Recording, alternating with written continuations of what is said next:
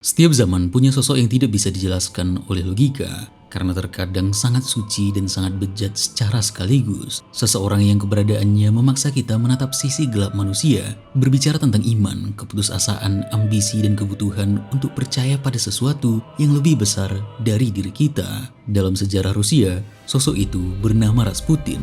Rasputin tidak membawa pedang, tidak menulis teori, tidak memimpin pasukan, tetapi ia mempengaruhi keputusan-keputusan yang menentukan nasib sebuah kekaisaran yang sudah berdiri selama berabad-abad. Untuk memahami Rusia di ambang kehancuran, kita harus mulai dengan memahami pria yang tidak pernah seharusnya berada di sana. Grigori Yefimovich Rasputin adalah seorang mistikus dan tabib asal Siberia yang hidup pada akhir kekaisaran Rusia, terkenal karena pengaruhnya yang besar di keluarga Romanov, terutama Tsarina Alexandra, istri dari Tsar Nicholas II, penguasa terakhir kekaisaran Rusia, di mana di tangan Nicholas II, kekaisaran Rusia yang sudah berdiri ratusan tahun akhirnya jatuh. Dan walaupun Tsar dikatakan lemah dan temperamental dan mungkin merupakan alasan mengapa jutaan jiwa menghilang dan membawa Rusia ke Perang Dunia Pertama, justru semuanya disebabkan bukan oleh dirinya sendiri, tapi oleh Rasputin. Manusia setengah suci, setengah iblis, bisa menyembuhkan orang sakit dan berkali-kali tidak bisa dibunuh. Tapi bagaimana sebenarnya ceritanya? Siapa dia sebenarnya? Kenapa manusia bisa menjadi setengah suci dan setengah iblis secara sekaligus? Dan kenapa dia sangat melegenda sampai-sampai semua orang mengingat namanya dan bahkan membuat lagu populer untuknya?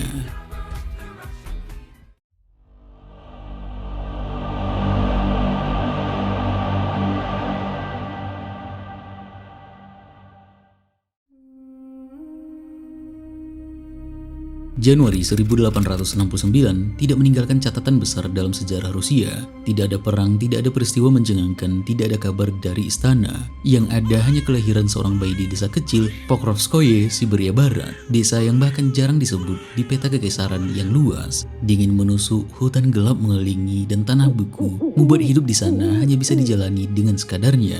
Anak itu diberi nama Grigori Yefimovich Rasputin. Ayahnya seorang kusir dan petani, ibunya menjaga tungku kayu yang dipenuhi asap. Rasputin tumbuh tanpa mengenal huruf dan hampir buta huruf seumur hidupnya. Satu-satunya kisah yang pernah didengar Rasputin kecil berasal dari dongeng dan legenda yang diturunkan secara lisan. Di desa-desa Siberia seperti Pokrovskoye ini, anak-anak tumbuh dengan cerita tentang pengembara suci ortodoks, pertapa yang hidup di hutan, dan Eurodivi, orang-orang gila suci yang dipercaya dekat dengan Tuhan. Mereka juga mendengar legenda rakyat, roh hutan Leshy, roh rumah Domovoy, dan penyihir tua Baba Yaga. Tidak ada buku di rumah Rasputin, tidak ada teks religius yang ia baca. Imajinasi dan keyakinannya dibentuk oleh cerita-cerita yang beredar dari mulut para tetua desa, campuran antara kekudusan, takhayul, dan dunia gaib yang selalu hadir dalam kehidupan Siberia. Di Pokrovskoye, anak-anak seperti Rasputin tidak pernah ditanya soal cita-cita.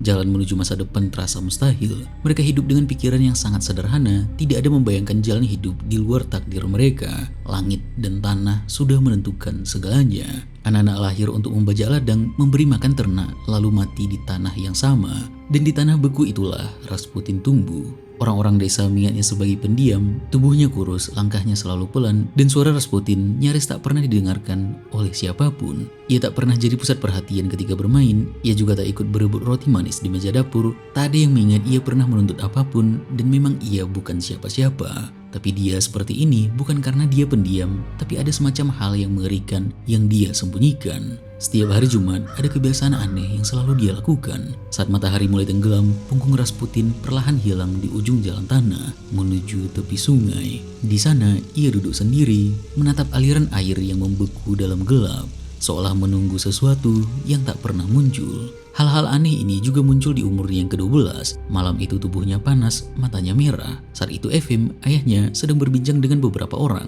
Mereka membahas seekor kuda yang hilang sejak pagi. Dan tiba-tiba Rasputin berdiri, menunjuk salah seorang dengan suara lantang, menuduhnya pencuri. Efim mencoba menenangkan suasana, menyalahkan demam anaknya. Tapi dua orang lainnya mengikuti lelaki yang ditunjuk Rasputin di rumahnya. Kuda yang hilang ditemukan terikat di belakang gudang. Sejak malam itu, kabar menyebar dari mulut ke mulut. Rasputin yang dulu nyaris tak dianggap, saat itu dibicarakan sebagai keturunan Parafov, sebutan khusus bagi penyihir dalam tradisi pagan Slavia pra-Kristen. Dari mana dia mengetahui pencuri itu tidak ada yang tahu dengan jelas sampai sekarang. Dan mungkin saja memang cerita ini pun adalah mitos yang berkembang dari pengaruhnya nantinya, atau bisa saja benar. Kita tidak pernah tahu. Pada usia remaja, Rasputin tumbuh menjadi sangat liar. Ia sering terlihat memanjat pagar rumah orang untuk mencuri hasil tani. Ia juga sering mencuri hewan ternak milik orang lain dan seringkali terlibat masalah. Satu insiden yang paling buruk terjadi ketika ia tertangkap basah membantu mencuri kuda. Tuduhan yang di desa kecil cukup membuatnya dikucilkan oleh banyak orang. Namun situasi buruk tidak berhenti di situ saja. Rasputin juga kerap dianggap membawa kutukan. Setiap kali ternak mati atau panen mereka gagal, pembicaraan akan mengarah ke Rasputin bahwa semua kesialan memang berakar pada kehadirannya. Semakin hari Rasputin semakin terisolasi. Hubungan dengan orang-orang semakin buruk. Semua orang memusuhinya, semua orang ingin dia pergi, bahkan keluarganya sendiri. Hidupnya yang semakin hancur akhirnya membuatnya memilih untuk pergi dari Pokrovskoye, desanya. Ia meninggalkan desanya dengan tubuh yang nyaris membeku, menembus musim dingin Siberia yang suhunya turun sampai minus 20 derajat. Tubuhnya lemah karena lapar dan kelelahan, jari-jarinya mati di tengah angin yang menusuk seperti jarum. Setiap langkahnya di atas salju mungkin adalah pertempuran melawan maut, dan memang tidak ada yang bisa dia lakukan selain terus hidup. Setelah berjalan sejauh 400 km selama lebih dari 40 hari, akhirnya jalan setapak membawanya ke biara Verkhoturye, tempat sunyi yang bahkan suara burung pun tidak terdengar. Di biara itu Rasputin menjalani hidup yang pahit. Ia bertahun-tahun melakukan puasa, menahan lapar dalam malam-malam panjang yang terasa lebih dingin dari kematian. Ia hidup sebagai pengembara yang mencari makna di tepi keputusasaan, dan di masa-masa ini Rasputin mulai mengalami hal-hal yang sulit dijelaskan. Kadang ia melihat cahaya aneh, kadang mendengar bisikan yang suaranya samar tepat di depan telinganya. Mungkin secara medis ia sudah sakit jiwa, tertekan oleh lapar dan kesendirian, tapi di dalam kepalanya ia yakin sedang dipanggil oleh sesuatu yang tak kasat mata, sesuatu yang lebih besar dan misterius yang menuntunnya meninggalkan biara dan berjalan ke Saint Petersburg. Ia menjadi yakin bahwa dirinya dipilih untuk sebuah tujuan khusus, bahwa ada kekuatan misterius yang memanggilnya untuk terus melangkah. Bukan tanpa alasan, Petrograd atau yang dikenal dengan kota Petrus dipandang sebagai kota suci. Petrograd saja diambil dari nama Santo Petrus, murid Yesus yang dianggap sebagai pendiri pertama gereja. Di kota itu, kekuasaan, spiritualisme, dan ambisi besar Rusia berpadu dalam satu arus deras yang merasuki semua orang, dan Rasputin merasa dirinya terseret di dalamnya, seolah ada panggilan yang tak bisa ia lawan. Meskipun dia sendiri berjalan tanpa tahu apa yang menunggu di ujung jalan, barangkali Saint Petersburg pun belum pernah benar-benar siap menyambut kedatangan seseorang seperti dirinya. Disinilah segalanya bermula, kisah manusia hantu bernama Grigori Rasputin yang akan mengubah takdir Rusia untuk selamanya. Kisah ini baru bermulai di Rusia pada akhir abad ke-19, ketika Kekaisaran Rusia sedang diambang kehancuran. Awal abad ke-20, kepercayaan lama di Rusia mulai runtuh. Kekalahan pahit dalam perang Rusia-Jepang dan skandal korupsi para imam gereja juga membuat agama kehilangan wibawanya. Banyak orang merasa ragu dan mulai mempertanyakan doktrin mereka sendiri. Jika memang Tuhan bersama Tsar, sang pemimpin Rusia, mengapa negeri itu dihina sedemikian rupa? Orang-orang kota termasuk kalangan atas mulai mencari jawaban di luar nalar mereka. Mereka mencoba mengembalikan wajah Rusia kuno dengan membangkitkan mistisisme non-Kristen. Mereka bermimpi membawa Rusia kembali ke masa-masa kejayaannya, ketika para pemimpin dinasti Rurik mencari jawaban lewat perdukunan. Per tahun 1905, Tsar Nicholas II memanggil Papus atau Dr. Gerard Encausse, okultis ternama asal Prancis, ke Rusia. Di ruang istana yang dijaga dengan ketat, Papus diminta untuk memimpin ritual nekromansi, ritual membangkitkan atau memanggil kembali yang sudah meninggal. Ia diperintahkan untuk memanggil arwah Alexander III, ayah sang Tsar. Konon, arwah yang dipanggil itu muncul dan memperingatkan Tsar tentang ancaman revolusi. Ia menyuruh Tsar bertindak keras, tapi juga meninggalkan pesan bahwa setelah Papus meninggal, ancaman yang sama akan kembali, yakni revolusi kedua setelah ancaman revolusi pertama akan muncul, dan kali ini lebih besar dan tidak bisa dihindari. Masalah justru semakin parah saat keluarga kerajaan dibuat ketakutan oleh bayang-bayang revolusi yang semakin nyata. Tsar juga harus dihantui kenyataan mengerikan. Alexei, putra tunggal pewaris tahta Romanov, menderita hemofilia, penyakit yang tak ada obatnya saat itu. Luka kecil saja bisa membuat darahnya tak berhenti mengalir, membuat Tsarina Alexandra, istri dari Tsar, hampir putus asa. Semua pengobatan sudah gagal, semua dokter istana sudah menyerah, dokter-dokter terbaik dari Eropa telah dipanggil ke istana, tapi tak satu pun yang bisa menolong. Tak ada yang bisa dilakukan keluarga kerajaan selain menunggu kehancurannya sendiri. Namun, di tengah kecemasan yang menyelimuti istana, perlahan muncul pembicaraan yang beredar lebih cepat dari api di padang rumput kering. Orang-orang mulai menyebut satu nama yang penuh teka-teki, sosok pengembara dari biara Vercouturier, yang konon katanya mampu menyembuhkan penyakit yang sudah dianggap mustahil disembuhkan oleh dokter dari manapun, dan orang itu adalah Rasputin. Sebelumnya di Saint Petersburg, Rasputin tidak langsung dibawa ke istana. Kota itu luas, penuh gereja, biara kecil, rumah-rumah bangsawan, dan lingkaran kaum rohaniwan yang saling bersilang. Di tempat inilah Rasputin mulai menarik perhatian orang, bukan karena penampilannya, tetapi karena sesuatu yang lebih sulit dijelaskan. Ia berbicara dengan cara yang tidak lazim, pelan, seolah-olah setiap kata lahir dari kedalaman batin yang tidak diketahui orang lain. Para biarawan mengatakan ia melihat apa yang tidak terlihat. Para bangsawan religius, terutama para perempuan, mengatakan ia mampu menenangkan hati gelisah hanya dengan menatap mata mereka. Ada yang menuduhnya penipu, ada yang menganggapnya orang suci, tetapi semua sepakat pada satu hal, Rasputin berbeda. Perlahan ia mulai diundang dari satu rumah doa ke rumah doa lain, dari lingkaran rohaniwan kecil ke salon para bangsawan yang sedang mencari penghiburan rohani di masa yang gelap. Dan di kota sebesar itu, kabar tentang seseorang seperti Rasputin selalu bergerak lebih cepat daripada dirinya. Dari mulut ke telinga, ia berubah menjadi sosok misterius yang dikatakan memiliki karunia doa, ketenangan batin, dan intuisi yang aneh. Kisahnya berkembang menjadi pengembara dari Vercouturier yang bisa menghentikan pendarahan, meredakan rasa sakit, dan menenangkan jiwa, mulai menyebar dari rumah doa ke salon para bangsawan. Nama itu beredar perlahan, lalu akhirnya mencapai telinga orang-orang yang dekat dengan Tsarina Alexandra yang sedang putus asa karena penyakit anaknya, Tsarevich Alexei, yang sudah kita tahu tidak bisa ditangani oleh dokter manapun. Banyak yang meyakini Rasputin sebagai sosok penyihir, sebagian orang bahkan menolak menatap matanya. Mereka takut karena kutukan yang tak bisa dilepaskan. Di tahun 1907, Rasputin dipanggil menuju istana Tsarskoye Selo. Ia datang bukan seperti seorang suci atau penasihat istana, tetapi seperti pengembara dari ujung dunia. Rambut dan janggutnya panjang tak terurus, sepatunya masih basah oleh lumpur perjalanan, dan pakaiannya jauh dari layak untuk sebuah istana kekaisaran. Tetapi ketika ia mengangkat wajah dan menatap Sara serta Sarina, ada sesuatu yang aneh pada dirinya. Tatapan yang tenang, dalam, dan seolah-olah tidak terikat pada dunia ini. Ia berdiri di hadapan orang tua yang putus asa, dan dengan suara yang pelan, ia berkata, "Jangan takut, Tuhan telah mendengar doa-doa kalian." Alexei pada saat itu berada di ambang kematian. Hemofilia membuat pendarahan internalnya sangat parah. Para dokter memaksa istana menerima kenyataan bahwa tidak ada yang bisa mereka lakukan. Sarina menangis sepanjang malam. Sar duduk tanpa kata, tidak ada harapan. Namun Rasputin meminta semua dokter meninggalkan ruangan. Ia tidak membawa alat, tidak menulis resep, tidak memeriksa denyut nadi Alexei. Yang ia lakukan hanya berdoa di sisi tempat tidur, pelan dan terus-menerus. Dalam beberapa catatan, seperti catatan Sarina dan kesaksian para pelayan, ia hanya menyentuh dahi Alexei. Dalam catatan lain, ia duduk diam di kursi menatap anak itu seolah melihat sesuatu yang tak dilihat siapapun. Yang terjadi setelahnya adalah sesuatu yang membuat banyak ilmuwan modern dan sejarawan masih kebingungan hingga hari ini. Menjelang subuh, demam Alexei turun, pendarahan perutnya mereda, dan anak itu kembali bernapas dengan lebih tenang. Tidak ada penjelasan medis yang memuaskan. Para dokter dikejutkan oleh pemulihan itu.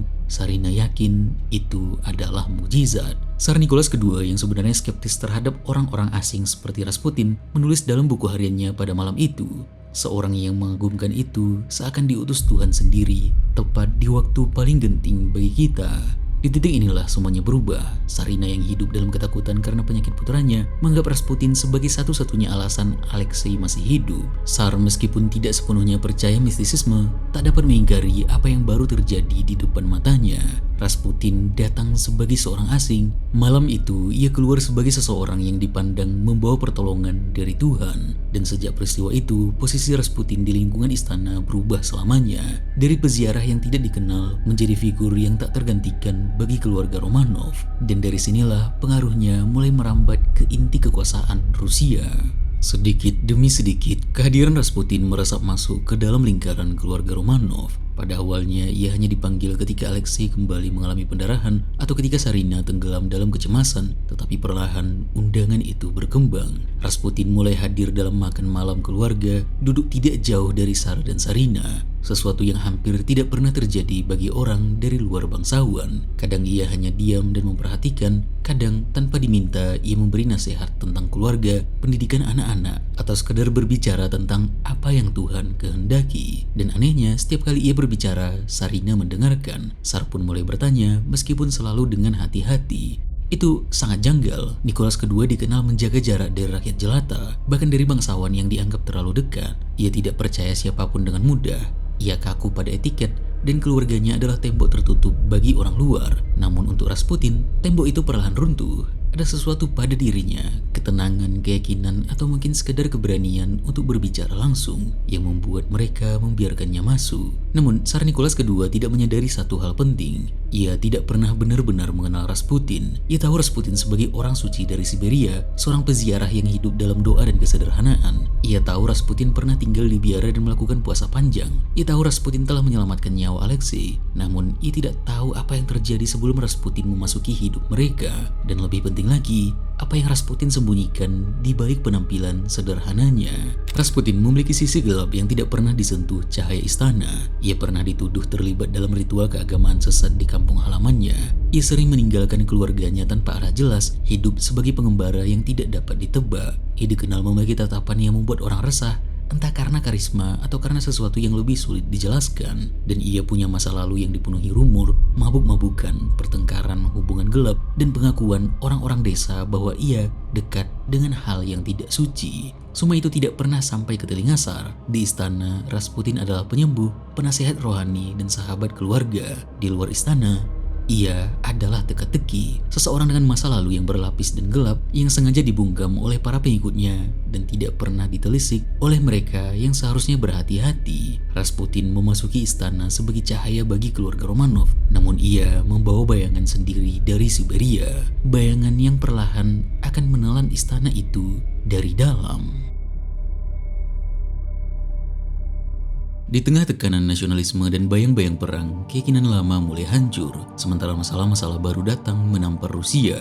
Dan sialnya, semua masalah itu tampak tak terpecahkan dengan akal sehat. Dalam situasi putus asa seperti itu, tempat untuk percaya pada hal-hal gaib pun terbuka lebar. Tak mengherankan bila tokoh-tokoh berbau mistis, bahkan mereka yang disebut sebagai penyihir pun, seperti Rasputin, tiba-tiba dianggap sebagai harapan terakhir, seolah-olah hanya keajaiban yang mampu mengakhiri penderitaan Rusia dalam sekejap. Setelah penyembuhan Alexei, Rasputin tidak langsung menjadi tokoh besar di istana. Pada awalnya pengaruhnya sangat kecil, nyaris tak terlihat. Ia hanya hadir ketika dipanggil Sarina, berbicara sedikit, lalu menghilang kembali ke antara gereja-gereja kecil di Saint Petersburg. Tetapi setiap kali Alexei sakit dan Rasputin berhasil menenangkannya, kepercayaan Sarina tumbuh selapis demi selapis, seperti air yang terus mengikis batu tanpa suara. Lama-kelamaan, Rasputin mulai menerima permintaan kecil, doa untuk anak-anak bangsawan, nasihat ringan tentang rumah tangga, atau sekedar kehadiran di ruang duduk Sarina ketika kecemasannya datang. Di mata Sarina, Rasputin bukanlah penyihir atau penasehat, tapi justru satu-satunya manusia yang bisa menahan kematian agar tidak mencuri putranya. Dan dari kepercayaan seorang ibu yang putus asa itulah, pengaruh kecil Rasputin tumbuh menjadi sesuatu yang lebih besar. Pada 1908 sampai 1909, beberapa rohaniwan dan bangsawan Rusia mulai melihat sesuatu yang janggal. Setiap kali Alexandra menulis surat kepada Tsar tentang urusan keluarga, nada tulisannya berubah. Ada kalimat-kalimat yang tidak terdengar seperti dirinya. Ada keyakinan atau ketakutan yang bukan miliknya. Meski tidak ada bukti tertulis, semua orang dapat merasakannya. Kata-kata Rasputin mulai muncul di suara Sarina. Menjelang akhir 1908, gelombang nasionalisme mengguncang seluruh Rusia. Surat kabar anggota parlemen dan para jenderal mendesak Tsar Nicholas II agar berperang demi membela bangsa Slavia. Bosnia, tanah Slavia yang sejak lama dianggap milik Rusia, saat itu direbut paksa oleh Austria-Hungaria.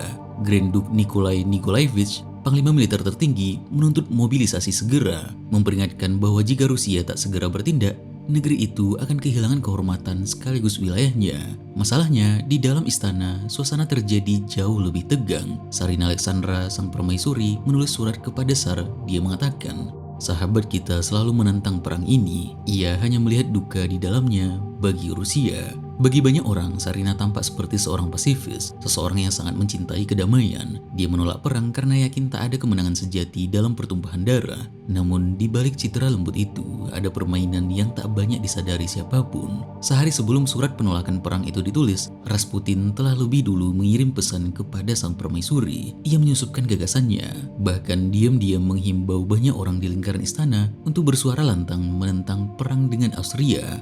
Jika Rusia mengangkat senjata, akan ada sungai-sungai darah, bencana, dan revolusi. Tuhan tidak memberkati perang ini.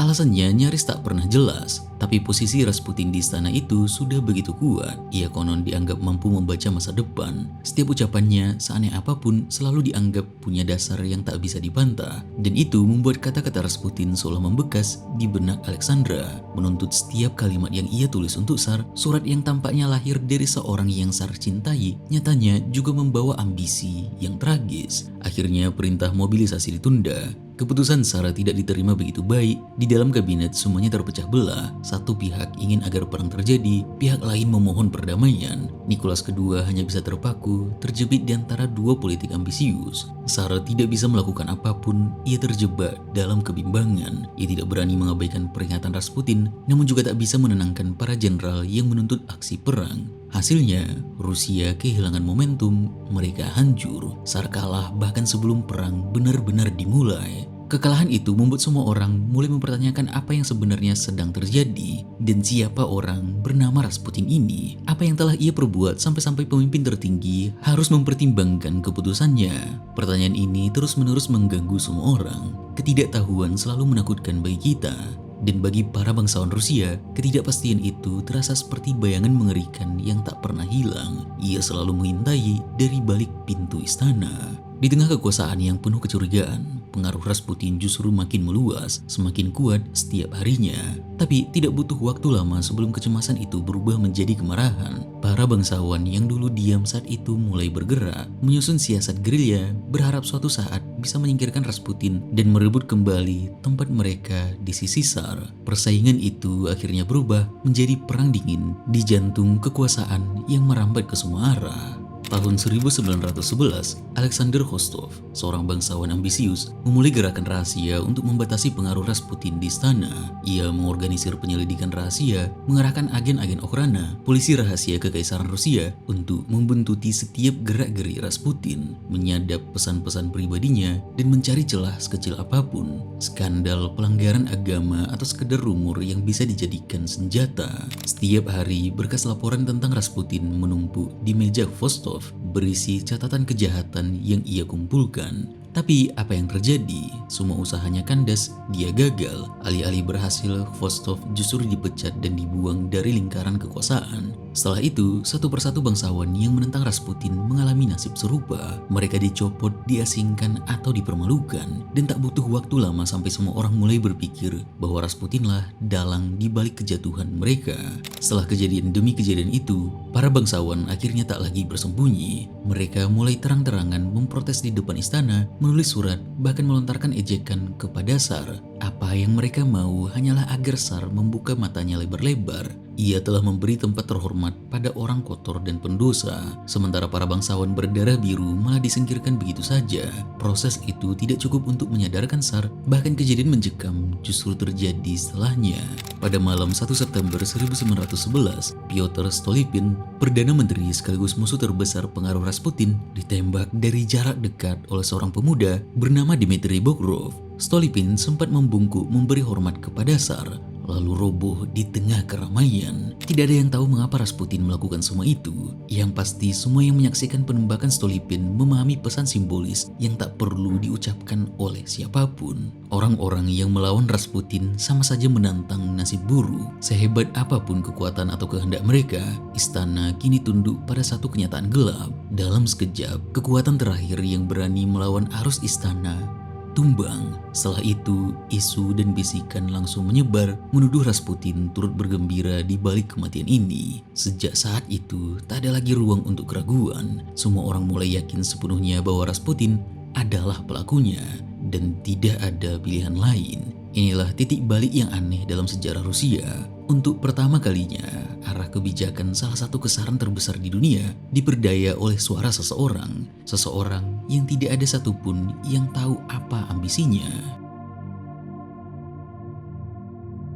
Di mata banyak orang, Rasputin adalah akar dari segala kehancuran. Diketahui nantinya bahwa ia mendirikan sekte dengan ritual menyimpang, memperbudak banyak perempuan, melanggar setiap aturan gereja, menghamburkan uang SAR untuk mabuk dan pesta. Ia adalah aib bagi istana, musuh yang tak tahu malu. Ia menjadi simbol kegilaan, dosa dan kemerosotan yang membuat seluruh Rusia ingin balas dendam. Tapi masalahnya, tak satu orang pun bisa menyentuhnya. Sampai tiba ketika musim panas 1914, Rasputin pulang ke Pokrovskoye, desa asalnya. Dan di sanalah, di tempat yang jauh dari istana, justru maut nyaris menjemputnya.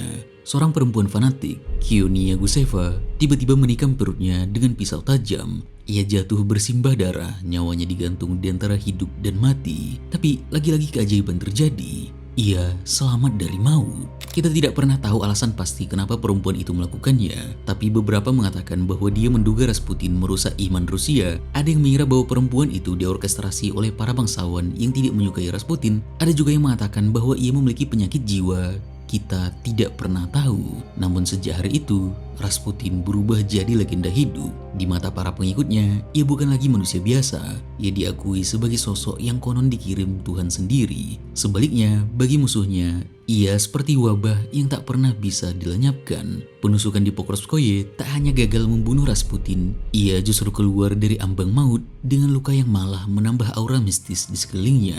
Cerita soal penyihir yang tak bisa mati beredar makin liar. Dari sudut-sudut desa di Siberia sampai seluruh istana Petrograd dipenuhi kabar itu.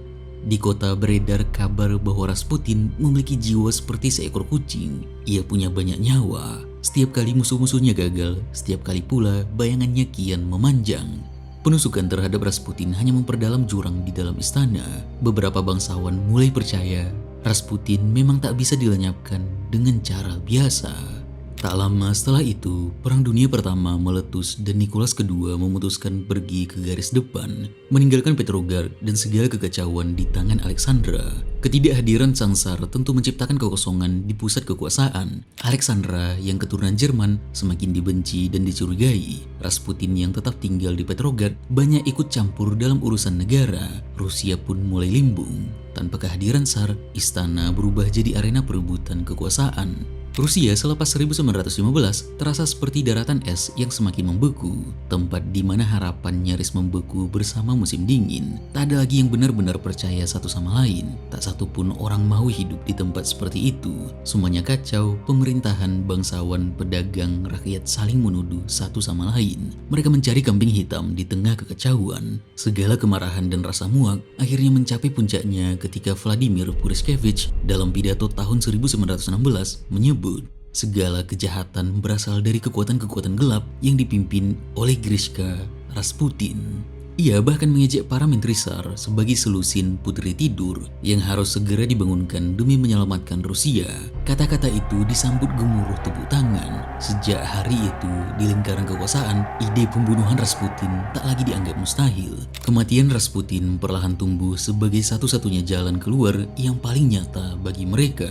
Pertarungan politik di sekitar Rasputin benar-benar memuncak pada tahun 1916. Alexei Vostov, menteri dalam negeri yang baru, melihat kesempatan emas. Jika ia bisa menyingkirkan Rasputin sekaligus menggulingkan rival-rival politiknya, posisinya akan semakin kokoh di mata Tsar. Jadi dia merekrut Kolonel Komissarov untuk menjalankan operasi rumit. Dia akan melindungi Rasputin di satu sisi, namun diam-diam mengumpulkan bukti yang bisa menjatuhkannya. Vostov yakin jika berhasil membuktikan pengkhianatan Rasputin, ia akan memenangkan kepercayaan penuh dari Tsar. Masalahnya di balik layar, permainan yang lebih licik sedang berlangsung.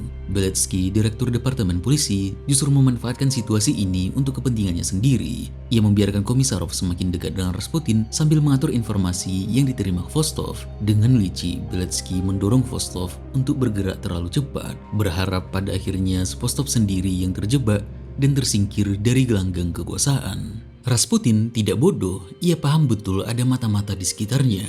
Tapi ia memilih berpura-pura bodoh, membiarkan mereka menganggapnya sekedar petani bodoh tanpa pendidikan apapun. Padahal di balik sikap polos itu, ia justru memanfaatkan pandangan rendah orang lain untuk menjalankan permainannya sendiri. Sesekali, ia justru sengaja menyebarkan informasi palsu atau membiarkan gosip tertentu beredar agar para agen itu saling menipu dan mencurigai satu sama lain. Svostov mencoba menjatuhkan Rasputin dengan menuduhnya sebagai dalang sektarian. Ia menyiapkan laporan rahasia untuk Tsar, menuding Rasputin memimpin sekte Khlis dan merancang kejatuhan monarki. Ia mengisi laporan itu dengan pengakuan palsu, bahkan memasukkan kesaksian perempuan yang mengaku disembuhkan lewat ritual menyimpang yang mana terlarang dalam agama Kristen. Namun Nicholas yang semakin terasing tidak pernah benar-benar memeriksa kebenarannya.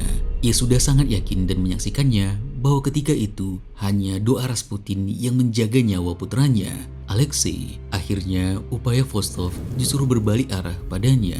Bukan Rasputin yang tersingkir, tapi justru Vostok sendiri yang dipecat. Sama seperti nasib bangsawan-bangsawan sebelumnya yang berani melawan Rasputin. Sementara itu, perang di garis depan kian memburu. Sepanjang tahun 1915 hingga 1916, Rusia menelan kekalahan demi kekalahan dari pasukan Jerman dan Austro-Hungaria. Banyak orang mulai percaya Rasputin adalah agen rahasia Jerman. Radio asing dan surat kabar luar negeri makin gencar memosisikan Rasputin sebagai perantara antara Berlin dan Petrograd. Surat kabar paling besar di Rusia, Novoye Vremya, ikut memberitakan, patutkah kita heran Rusia kalah bila istana diperintah oleh seorang permaisuri Jerman dan agen Jermannya, Rasputin.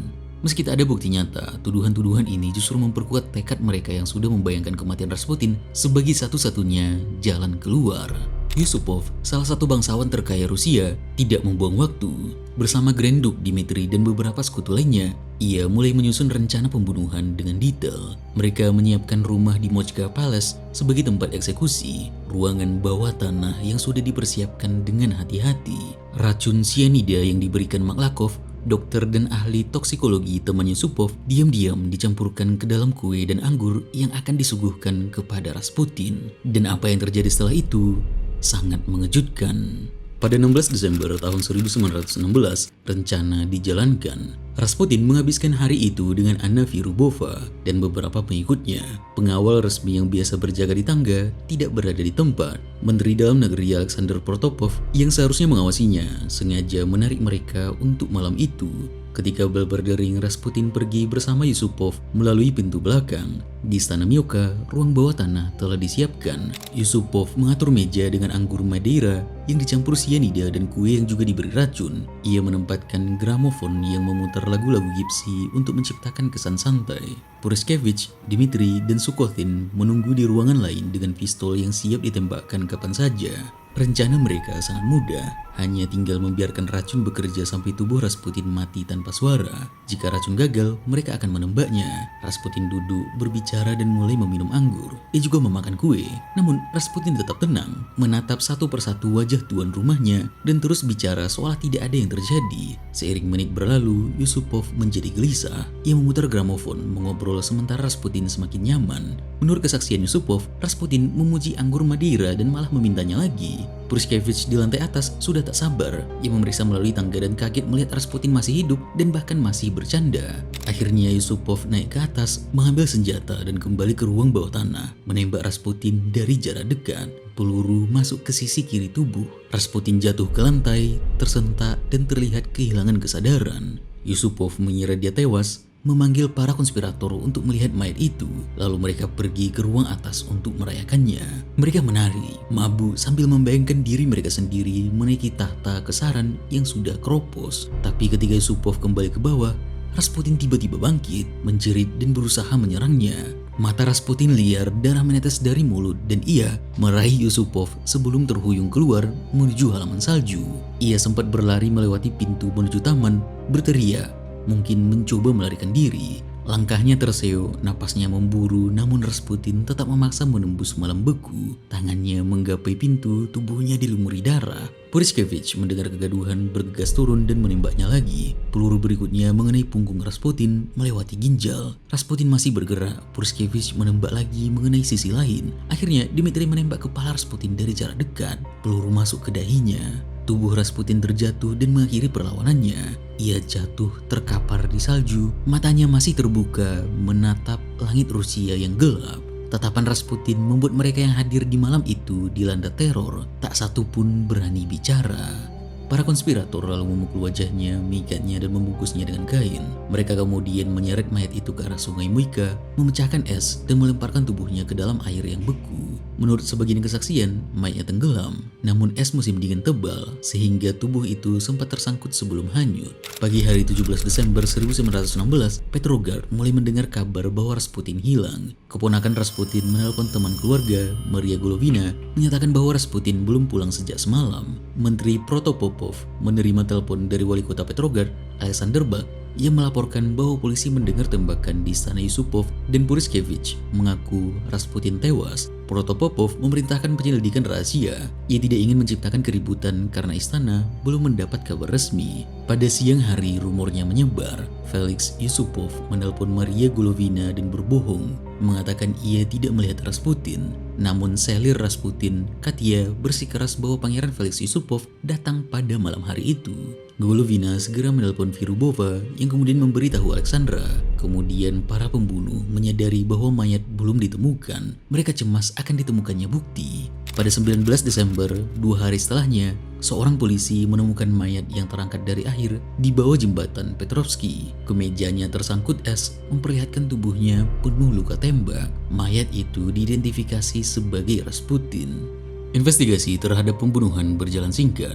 Jenderal Popov menginterogasi pelayan, polisi, dan Yusupov sendiri. Para konspirator memberikan kesaksian berbeda-beda, tetapi mereka mengakui mereka memang terlibat. Beberapa hari kemudian, Protopopov tiba-tiba menghentikan penyelidikan dan mengumpulkan semua dokumen. File asli kasus tersebut hilang, meskipun beberapa salinan tersebar. Di kemudian hari, surat-surat Felix Yusupov kepada ibunya, Zinaida, menunjukkan bahwa ia melobi untuk menghentikan penyelidikan. Tsar Nicholas ketika mengetahui keterlibatan sepupunya, Dmitri, murka tetapi tidak ingin memenjarakannya.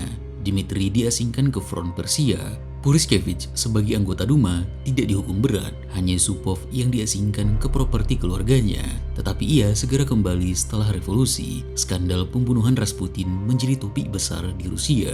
Meskipun begitu, semua orang ternyata keliru. Kematian Rasputin tidak menyelamatkan monarki. Setelah kepergiannya, keadaan justru semakin kacau. Kekalahan militer berlanjut, harga bahan pokok melambung, dan kepercayaan publik pada pemerintah runtuh. Tsar Nicholas kembali dari front tanpa membawa kemenangan. Alexandra tetap tidak disukai, rakyat dan politisi terus menuduhnya berkhianat. Para konspirator yang berharap membunuh Rasputin akan menghentikan kekacauan justru mendapati bahwa masalah Rusia jauh melampaui satu orang ini. Pada Februari 1917, kerusuhan di Petrograd memuncak menjadi pemberontakan. Tentara menolak menembak demonstran dan bergabung dengan mereka. Duma mendeklarasikan pemerintahan sementara. Nicholas II dipaksa turun tahta. Dinasti Romanov yang telah berkuasa selama 3 abad runtuh begitu saja. Rasputin memang tidak hadir untuk menyaksikan revolusi yang sering ia peringatkan, tapi ia pernah berkata kepada Tsar, "Jika kematianku dilakukan oleh kerabatmu, maka tak satu pun dari anak-anakmu akan tetap hidup lebih dari 2 tahun. Mereka semua akan dibunuh oleh rakyat Rusia." Dan benar saja, 2 tahun setelah pembunuhannya, seluruh keluarga kerajaan dieksekusi di Yekaterinburg. Terima kasih.